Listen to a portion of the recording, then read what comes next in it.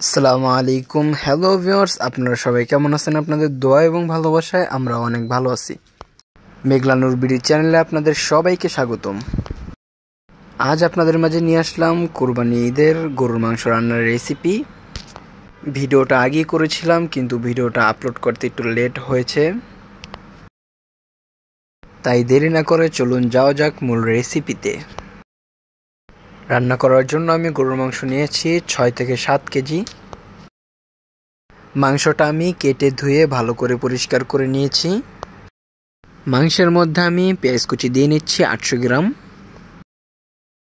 মাংসের মধ্যে হলুদের গুঁড়ো দিয়ে নিচ্ছি 3 টেবিল চামচ।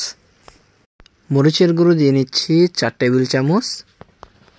দারুচিনি দিয়ে নিচ্ছি 4 পিস। গোলমরিচ দিয়ে নিচ্ছি 12 পিস ও লবঙ্গ দিয়ে নিচ্ছি 8 পিস। এলাচ দিয়ে নিচ্ছি 8 পিস। ধনিয়া গুঁড়ো দিয়ে নিচ্ছি 3 টেবিল চামচ ও গরম মশলা গুঁড়ো দিয়ে নিচ্ছি 1 টেবিল চামচ। আদা ও রসুন বাটা দিয়ে নিচ্ছি 1.5 কাপ মাংসের মধ্যে। লবণ দিয়ে নিচ্ছি স্বাদ মতো। তেজপাতা দিয়ে নিচ্ছি 5 পিস। সরিষার তেল দিয়ে নিচ্ছি 300 গ্রাম। সয়াবিন তেল দিয়ে নিচ্ছি 400 গ্রাম।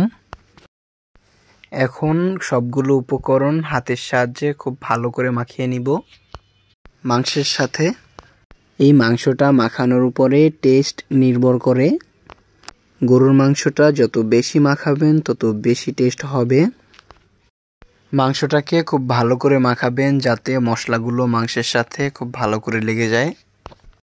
এবারে মাংসটাকে চুলায় দিয়ে ঢাকনা দিয়ে ঢেকে মাংসটাকে কষিয়ে নিব 20 মিনিট সময় নিয়ে মাঝারি আঁচে। 20 মিনিট পরে ঢাকনাটা উঠিয়ে নিয়েছি। মাংসটা থেকে পানি বের হয়ে আসছে। এখন মাংসটাকে খুব ভালো করে নেড়েচেড়ে দিচ্ছি। আবারও ঢাকনা দিয়ে ঢেকে মাংসটাকে রান্না করব 10 মিনিট সময় নিয়ে। 10 মিনিট পরে ঢাকনাটা উঠিয়ে মাংসটা খুব ভালোভাবে নেড়েচেড়ে দিচ্ছি। গরুর মাংসটা কষানো হয়ে গিয়েছে এবং পানিটা শুকিয়ে এসেছে। তেলটাও মাংসের উপরে ভেসে উঠেছে। মাংসের মধ্যে গরম পানি দিয়ে নিচ্ছি 1/2 লিটার। এবারে মাংসটাকে নেড়েচেড়ে পানির সাথে খুব ভালো করে মিশিয়ে নিচ্ছি। মাংসটা 90% সেদ্ধ হয়ে গিয়েছে। এই পানিতে বাকিটা সেদ্ধ হয়ে যাবে।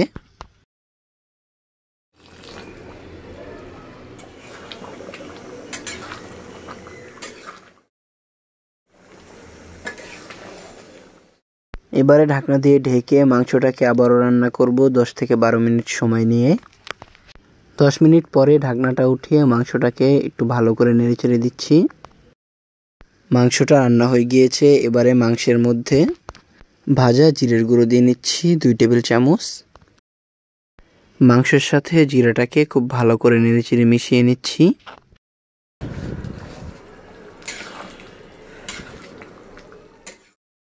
এখন মাংসের মধ্যে আস্ত কাঁচামরিচ দিয়ে নিচ্ছি 6 পিস।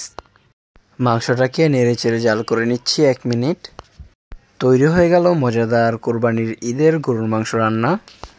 রান্নাটা কেমন হয়েছে অবশ্যই আমাদেরকে কমেন্ট করে জানাতে ভুলবেন না। কোরবানি ঈদের মাংসটা এমনিতেই অনেক টেস্ট হয় অন্য সব মাংসর চেয়ে।